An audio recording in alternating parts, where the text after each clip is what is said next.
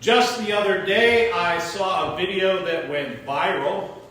For those of you who don't know what that means, it means that a video spreads rapidly and widely across the internet, much like a virus spreads from person to person. It's typically a piece of content that's either funny, shocking, heartwarming, or just plain weird. But it grabs people's attention and compels them to share it with others. So anyway, there was this video that I saw that went viral about two men who got into an intense and serious argument at a NFL game. The other guy had no idea that he was about to get into a fist fight with an Olympic boxer by the name of Misele Rodriguez.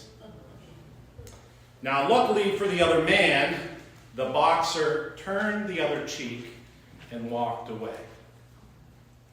And I think that response resonated with so many people because they knew who that guy was, and to watch him just turn, smile, and walk away when he could have literally beat the crap out of that guy.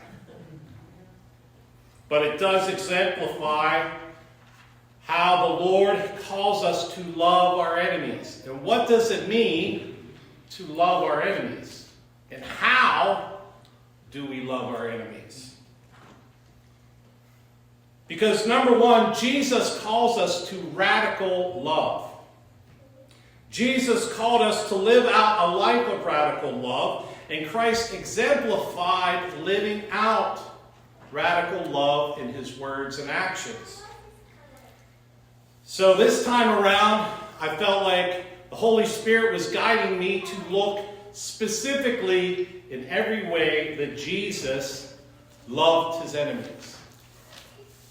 And we're continuing to explore the Gospel of Luke this Epiphany season. And we might remember that so far Jesus had cast out demons, healed many people, he taught small and large groups of people, and that he even welcomed sinners and outcasts. And last Sunday we talked about how Christ had called his first disciples and taught them how to act out radical love. So right after Jesus had picked his 12 disciples, he preached to them the Sermon on the Plain. And we talked about how the Sermon on the Plain is different from the Sermon on the Mount. It's much smaller, and it focuses on many things, but it really focuses on the poor, the hungry, and also hatred. It also speaks to the spiritual beliefs about the social and economic status of people according to God. So in the Sermon on the Plain, we have Beatitudes, and they deal with that poverty, that hunger, and that hatred. And we know that Beatitudes mean the supreme blessings of God. So in God's economy, to be happy is to be blessed. And to be blessed is to know your true purpose in life. But more importantly, it is to know the Lord. That's how we are blessed. That's how we are happy, when we know God. And Jesus taught them how to live out a call of radical love. And Jesus showed them how to do this through his acts of mercy and compassion. He helped those who were poor, physically challenged, and mentally afflicted. He reached out to the outcast, the forgotten, and the unloved. And he calls us to do the same. We're called to do this out of gratitude, that we give because the Lord has given us so much.